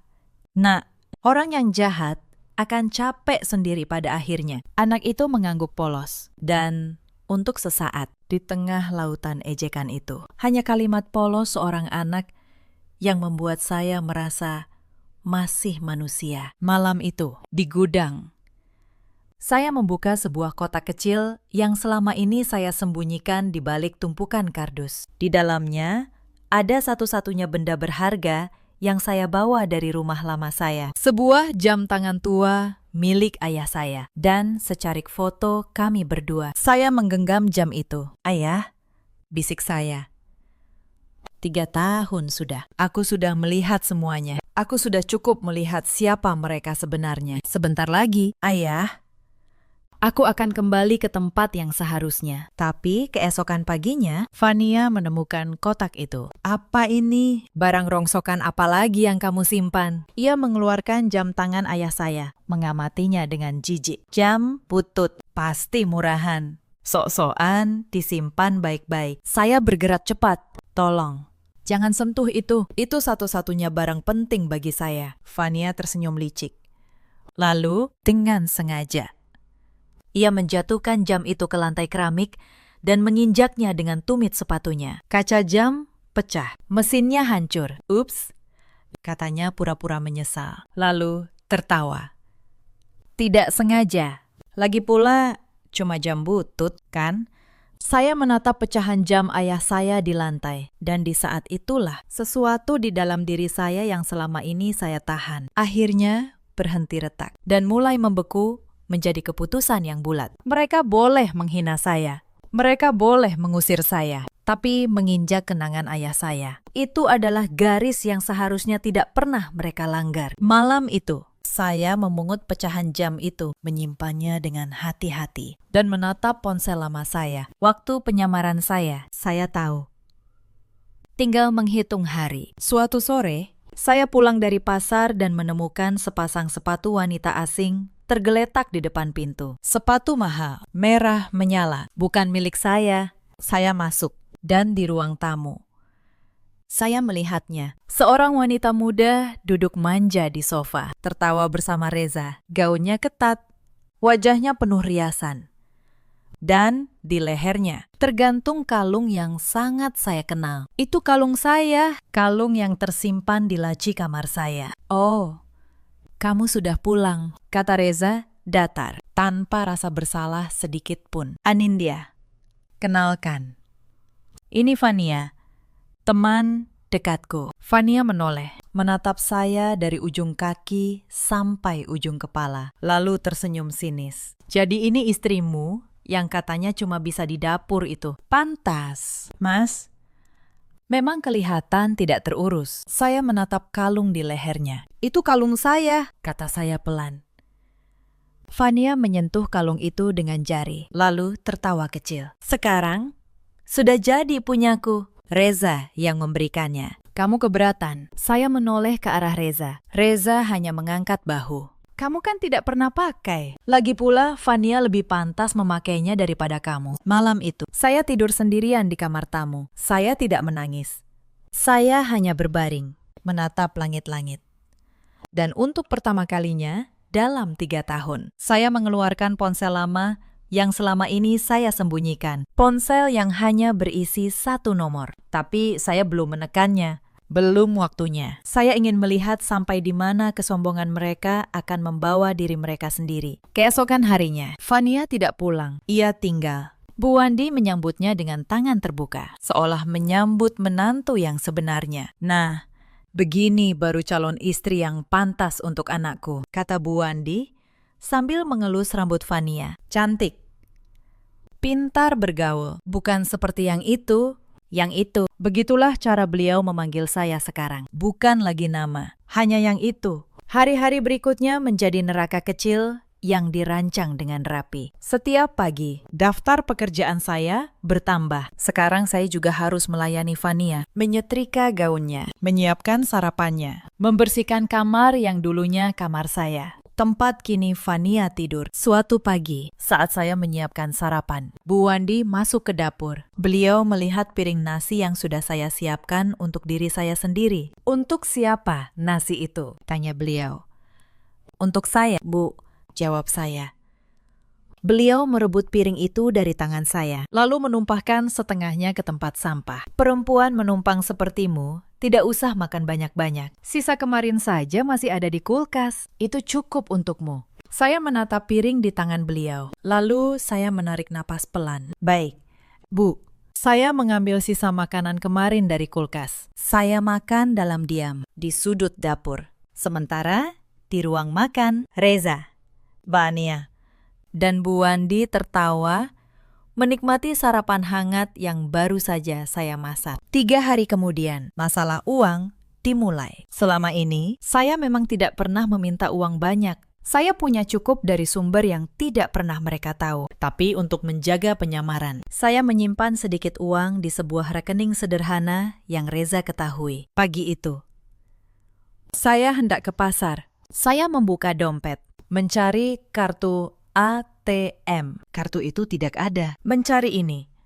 Suara Fania terdengar dari belakang. Ia memegang kartu ATM saya di antara 2 jarinya, lalu mengibaskannya seperti mengibaskan sampah. Reza sudah memblokirnya. Buat apa perempuan tidak berguna pegang uang? Nanti malah kabur. Saya menoleh ke arah Reza yang sedang menyeruput kopinya. Fania benar, katanya tanpa menoleh. Mulai sekarang, semua keuangan rumah ini lewat Fania. Kamu cukup kerjakan tugasmu. Saya berdiri diam di tengah ruangan. 3 pasang mata memandang saya dengan penuh kemenangan. Mereka pikir mereka baru saja memotong satu-satunya tali kehidupan saya. Mereka tidak tahu, tali kehidupan saya jauh lebih besar dari yang bisa mereka bayangkan. Malam itu, hujan turun deras. Saya sedang melipat cucian di kamar tamu ketika Bu Wandi masuk tanpa mengetuk. Di tangannya ada setumpuk pakaian saya, daster, baju tidur, beberapa kemeja sederhana. Apa ini semua? Tanya beliau. melempar pakaian itu ke lantai. Kamar ini akan dipakai untuk gudang. Barang-barang murahanmu ini bikin sesak rumahku. Beliau membuka jendela, lalu satu persatu melempar pakaian saya keluar ke halaman. Kegenangan air hujan. Saya berlari ke jendela. Bu, tolong jangan. Diameter, bentak beliau. Di rumah ini, kamu tidak punya hak apa-apa. Saya menatap pakaian saya yang basah kuyup di halaman, terinjak lumpur. Dan untuk sesaat, sesuatu di dalam diri saya yang selama ini saya tahan, mulai retak. Tapi belum, saya menarik napas. Belum waktunya. Puncak dari semuanya datang seminggu kemudian. Reza pulang lebih awal hari itu, membawa map coklat di tangannya. Wajahnya sumringah. Tapi ada sesuatu yang licik di matanya. Bu Wandi dan Fania duduk di ruang tamu, seolah sudah menunggu momen ini. Anindya, duduk. Kata Reza, ada yang harus kamu tanda tangani. Saya duduk. Reza membuka map itu dan mendorong selembar kertas ke arah saya. Saya membacanya pelan. Itu adalah surat pernyataan. Isinya, saya menyatakan melepaskan seluruh hak atas harta bersama dalam pernikahan. Rumah, kendaraan, tabungan. Semuanya. Saya menyatakan tidak akan menuntut apapun jika terjadi perceraian. Tanda tangani, kata Reza. Aku akan menceraikanmu, tapi aku tidak mau repot. Tanda tangani ini, dan kamu boleh pergi dengan tenang. Fania tersenyum lebar. Atau kamu mau pergi dengan tidak tenang. Pilihanmu. Sayang. Saya menatap kertas itu lama. Lalu, saya menatap Reza. Kamu yakin ini yang kamu mau? Tentu saja, jawabnya tegas. Buat apa aku mempertahankan perempuan tidak punya apa-apa sepertimu? Saya tersenyum tipis. Sebuah senyum yang membuat Reza sejenak bingung, tapi ia terlalu sombong untuk memikirkannya. Saya mengambil pena, dan saya menandatanganinya. Karena bagi saya, surat itu tidak ada artinya. Harta yang mereka kira milik mereka, sejak awal bukan milik mereka. Reza menyambar kertas itu dengan puas. Bagus. Besok malam ada acara syukuran pengangkatanku jadi direktur. Setelah itu, kamu pergi dari rumah ini. Selamanya. Besok malam, acara syukuran. Saya mencatatnya baik-baik di dalam kepala. Malam berikutnya, rumah dipenuhi tamu. Reza mengundang kerabat, tetangga, dan beberapa rekan kerja. Lampu-lampu dinyalakan. Makanan mahal tersaji. Fania berdiri di samping Reza dengan gaun merah, berperan sebagai nyonya rumah, menyambut tamu seolah dialah istri yang sah. Dan saya disuruh melayani, membawa nampan, menuang minuman, membersihkan piring kotor. Di rumah yang dibeli dengan uang yang sebenarnya berasal dari grup milik keluarga saya diperlakukan seperti pembantu. Di tengah acara, Reza mengetuk gelasnya, meminta perhatian semua tamu. Terima kasih semua sudah datang, katanya lantang. Malam ini, saya bahagia, bukan hanya karena saya diangkat jadi direktur, tapi karena malam ini saya juga mengumumkan saya akan melepaskan masa lalu yang membebani saya. Ia menatap saya, semua mata menatap saya. Perempuan ini, katanya, selama 3 tahun hanya jadi beban, tidak bisa apa-apa, tidak punya apa-apa. Mulai malam ini, ia bukan lagi bagian dari hidup saya. Beberapa tamu tertawa kecil. Bu Wandi bertepuk tangan paling keras. Fania menatap saya dengan kemenangan di matanya. Saya berdiri di tengah ruangan, masih memegang nampan. Wajah saya tenang. Tidak ada air mata.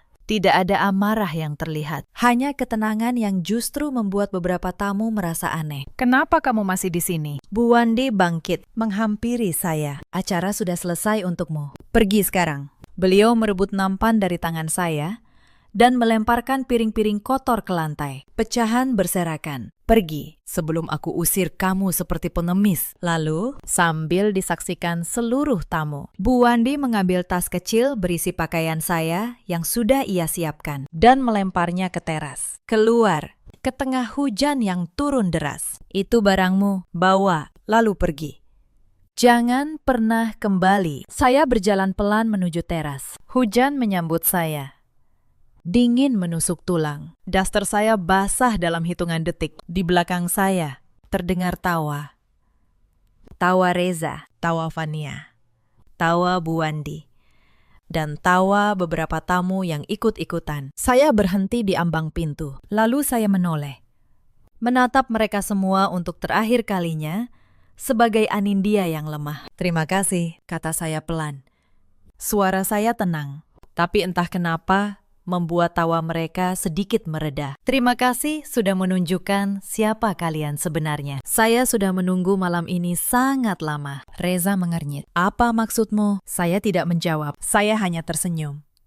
Lalu melangkah keluar ke dalam hujan. Saya berjalan menembus hujan menuju halte bus tua di ujung perumahan. Saya duduk di bangku besi berkarat, membiarkan air hujan membasahi wajah saya. Daster murah melekat di tubuh yang menggigil. Tapi punggung saya tetap tegak. Saya tidak menangis. Saya hanya mengeluarkan ponsel lama dari kantong. Ponsel yang selama 3 tahun saya simpan untuk satu panggilan ini. Saya menekan nomor itu. 1 deringan. Lalu suara berat seorang pria menjawab dengan penuh hormat. Selamat malam, Nona Anindya. Saya menunggu telepon dari Anda, Pak Hartono, kata saya. Dan untuk pertama kalinya dalam 3 tahun, suara saya berubah. Bukan lagi suara perempuan dapur yang lemah. Suara saya tegas, dingin, penuh wibawa. Penyamaran saya berakhir malam ini. Siapkan semuanya. Besok pagi saya kembali. Baik, Nona, mobil akan menjemput Anda sekarang juga. Dan satu hal lagi, akuisisi perusahaan tempat suami Anda bekerja sudah final. Grup kita resmi menjadi pemilik tunggal sejak 3 hari lalu. Dewan direksi menunggu instruksi Anda. Saya menutup telepon, lalu saya menengadah, membiarkan hujan jatuh di wajah saya. Nama saya Anindya Kusuma, tapi nama lengkap saya adalah Anindya Kusuma Bramantyo, putri tunggal dari Pak Wibowo Bramantyo, pendiri Bramantyo Group, salah satu grup investasi terbesar di negeri ini. Dan sejak ayah saya wafat 2 tahun lalu, sayalah pemegang saham mayoritas. Sayalah komisaris utama yang tidak pernah menampakkan wajahnya. 3 tahun lalu, saya menyamar menjadi perempuan biasa untuk mencari cinta yang tulus. Reza gagal dalam ujian itu. Ia tidak mencintai saya. Ia hanya mencintai dirinya sendiri. Lalu, grup saya diam-diam mengambil alih perusahaan tempatnya bekerja. Saya sendiri yang menyetujui kenaikan jabatannya, hanya untuk melihat seberapa cepat kesombongan akan mengubahnya. Dan ia menunjukkan wajah aslinya dengan sangat cepat. 15 menit kemudian, sebuah konvoi mobil hitam berhenti di depan halte. Pak Hartono keluar dari mobil terdepan, membawa payung. Lalu membungkuk hormat. Mari. Nona, kita pulang. Esok paginya.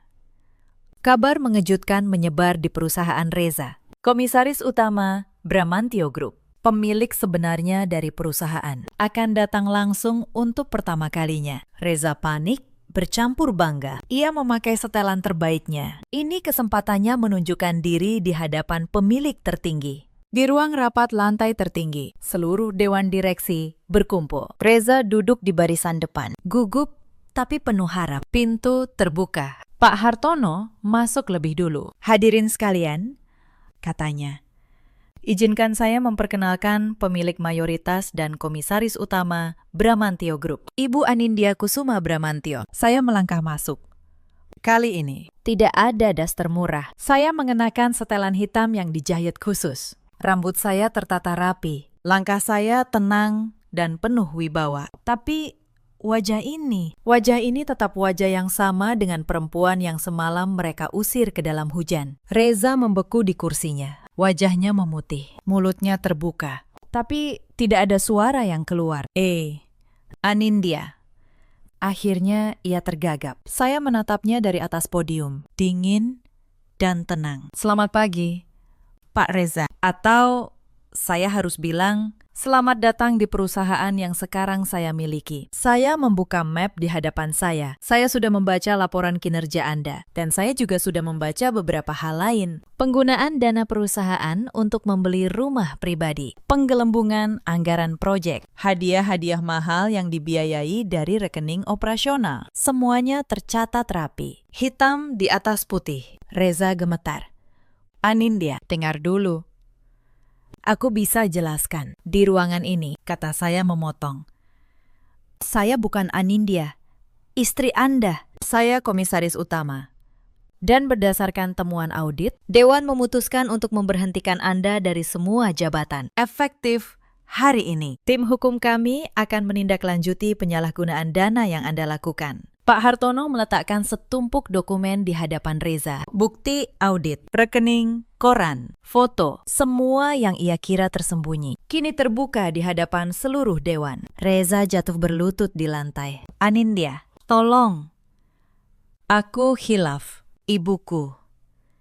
Vanya, mereka yang menghasutku. Tolong, jangan begini. Saya menatapnya tanpa belas kasih. 3 tahun. Reza, 3 tahun saya beri kamu kesempatan untuk mencintai saya sebagai manusia, bukan sebagai harta. Kamu memilih sendiri jalan ini. Malam itu, saat kamu membiarkan ibumu melempar pakaianku ke hujan, kamu sedang menendang satu-satunya tangan yang menopang seluruh hidupmu. Izinkan saya kembali ke ruang rapat itu. Ke pagi ketika semuanya terbongkar. Karena ada bagian yang belum saya ceritakan dengan utuh. Ketika saya melangkah masuk ke ruang rapat lantai tertinggi itu, suasana langsung berubah. Para anggota Dewan Direksi yang lebih senior, yang sudah lama mengenal nama Bramantio, langsung berdiri memberi hormat. Hanya Reza yang masih terpaku di kursinya. Otaknya berusaha mencerna apa yang dilihat matanya. Wajah perempuan yang berdiri di podium itu sama persis dengan wajah perempuan yang semalam ia biarkan diusir ke dalam hujan. Tapi segalanya yang lain berbeda. Wibawa itu. Cara semua orang di ruangan tunduk pada kehadiran saya. Itu bukan perempuan dapur yang ia kenal. Pak Reza, kata saya. Suara saya menggema, tenang di ruangan yang senyap. Anda terlihat terkejut. Apakah ada yang salah? Reza berdiri dengan kaki gemetar. Anindya. Ini pasti ada kesalahan. Kamu kan istriku. Kamu cuma ibu rumah tangga. Beberapa anggota dewan saling berpandangan, bingung. Pak Hartono melangkah maju. Saudara Reza, Anda berbicara kepada Ibu Anindya Kusuma Bramantio, pemegang saham mayoritas grup ini, dan komisaris utama kami. Saya sarankan Anda menjaga sikap. Wajah Reza memucat seketika. Realitas akhirnya menampar kesadarannya. Perempuan yang ia hina selama 3 tahun. Perempuan yang ia suruh makan dari lantai. Lalu ia usir ke dalam hujan. Perempuan itu adalah pemilik dari kursi yang baru saja ia banggakan. Mari kita masuk ke urusan bisnis, kata saya. Membuka map di hadapan saya. Sebagai pemilik baru perusahaan ini, tugas pertama saya adalah melakukan audit menyeluruh. Dan hasilnya sungguh menarik.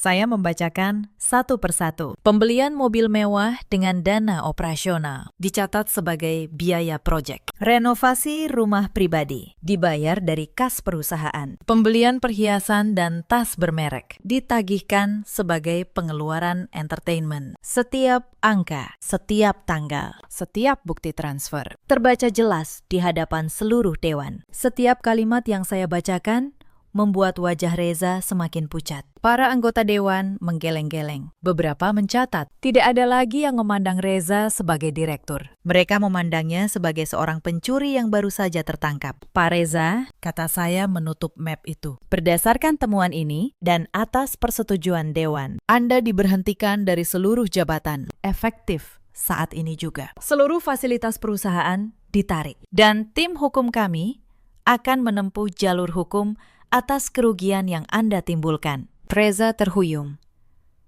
Ia memegang tepi meja agar tidak jatuh. Anindya, tolong. Aku suamimu. Tidak. Potong saya tegas. Di luar ruangan ini. Status pernikahan kita memang masih ada untuk sementara. Sampai proses hukum menyelesaikannya. Tapi di dalam ruangan ini, saya bukan istri Anda. Saya pemilik perusahaan ini. Dan Anda baru saja diberhentikan. Reza jatuh berlutut di lantai ruang rapat. Di depan seluruh dewan direksi. Persis seperti ia menyuruh saya berlutut di hadapan Vania 2 hari sebelumnya. Roda telah berputar penuh. Bawa berkasnya ke tim hukum, kata saya kepada Pak Hartono. Lalu, saya berbalik, meninggalkan ruangan.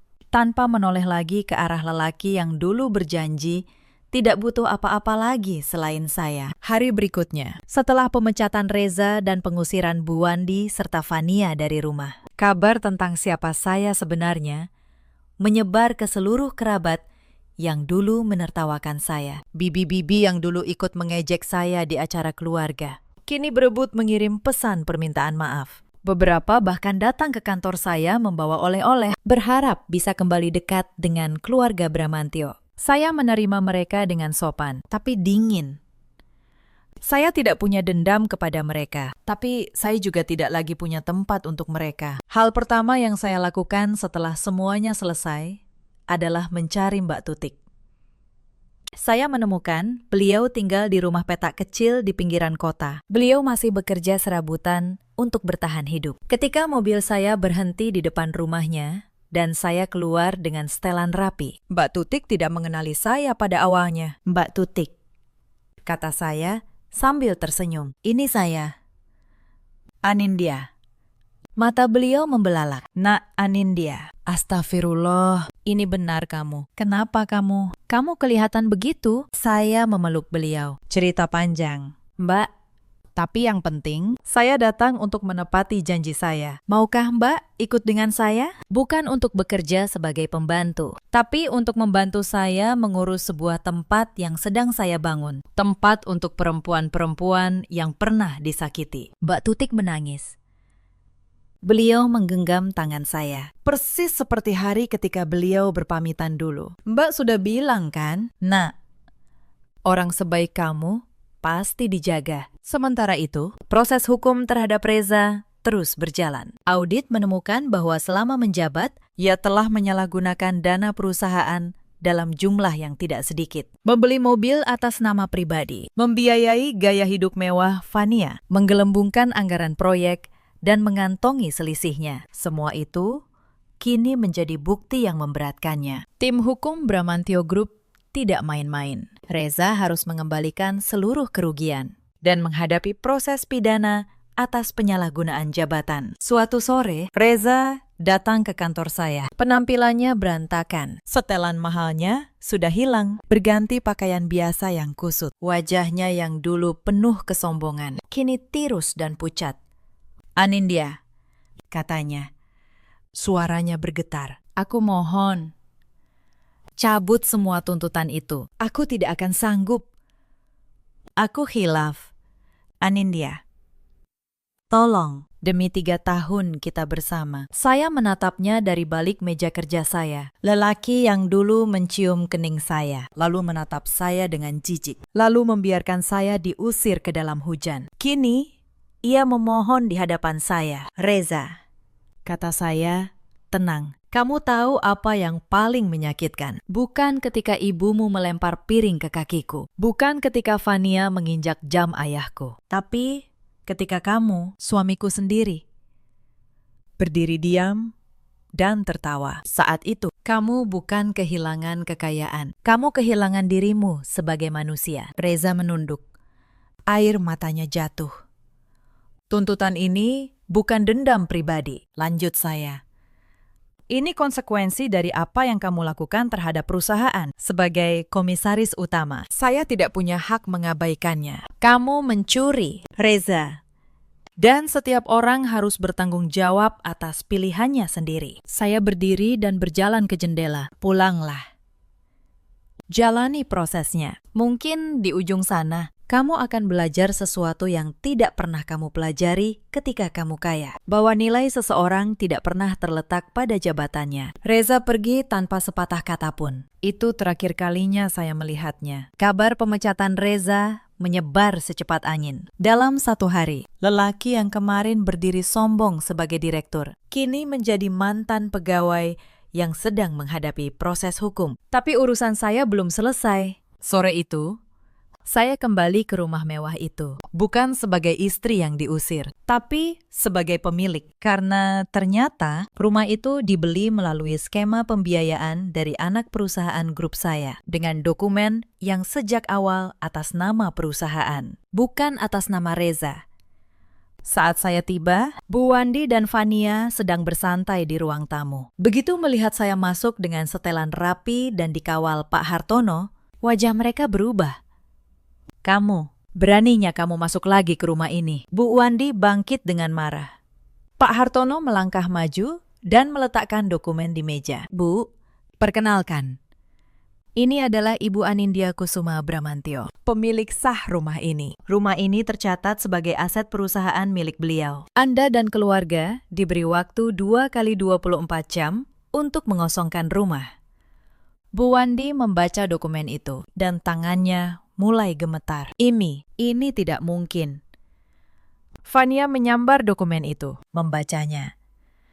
Lalu wajahnya pucat pasi, kalung yang masih ia pakai. Kalung saya tiba-tiba terasa seperti rantai di lehernya. Anindya, dengar. Aku tidak tahu apa-apa. Aku cuma korban. Reza yang.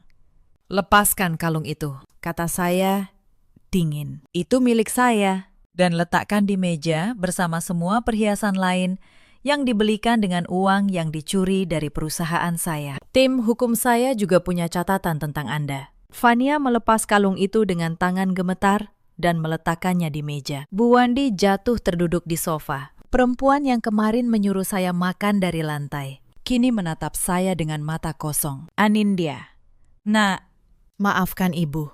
Ibu tidak tahu. Kalau ibu tahu kamu orang kaya, ibu tidak akan. Itulah masalahnya, Bu. Potong saya pelan. Ibu baik hanya kepada orang yang ibu kira kaya. Saya yang sama, perempuan yang sama. Ibu hina habis-habisan ketika ibu pikir saya miskin. Bukan kekayaan saya yang berubah malam ini, Bu. Hanya pengetahuan ibu tentang siapa saya. Dan itu sudah cukup menjelaskan segalanya. Saya berbalik.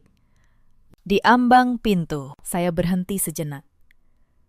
2 hari. Setelah itu, rumah ini akan saya gunakan untuk hal yang lebih berguna. 3 bulan berlalu, dan saya ingin menceritakan apa yang terjadi pada masing-masing dari mereka, agar kalian tahu bagaimana roda kehidupan benar-benar berputar. Vania, perempuan yang dulu mengangkat dagu saya dengan ujung sepatunya, kehilangan segalanya dalam semalam. Begitu Reza tidak lagi punya uang dan jabatan. Cinta yang ia banggakan ternyata hanya setipis lapisan emas pada perhiasan imitasi. Begitu Reza jatuh, ia pergi tanpa menoleh, mencari laki-laki kaya lain. Tapi kabar tentang apa yang ia lakukan sudah menyebar. Foto-foto sombong yang dulu ia unggah, kini berbalik menjadi bukti yang membuat namanya tercoreng. Tidak ada lagi yang mau dekat dengannya. Ia menghilang dari pergaulan yang dulu ia banggakan. Bu Wandi, perempuan yang dulu mengukur saya dari isi dompet, kembali ke kampung halamannya. Rumah mewah yang ia anggap sebagai miliknya, ternyata tidak pernah benar-benar menjadi miliknya. Ia kembali hidup sederhana, jauh dari kemewahan yang dulu ia banggakan di depan saya. Beberapa kali beliau menulis surat, memohon maaf.